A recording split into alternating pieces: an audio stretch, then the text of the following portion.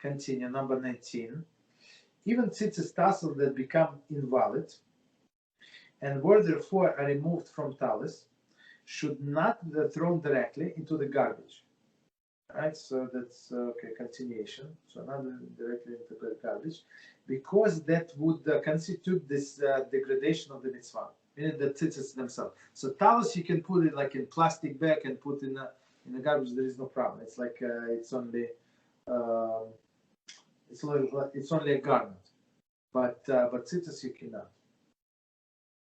Okay, continue. There are those who are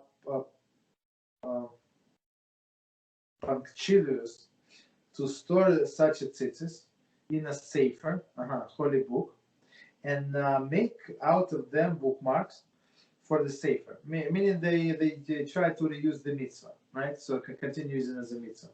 For since a mitzvah was done with these strings one time, it is proper to have another mitzvah done with them as well. So if that's what the person wants, he can use it, no problem. Even a tallis garment that become worn and no longer wears it for a mitzvah, even though it was not part of the actual mitzvah itself, as were the string, he should not use it for a degrading purpose.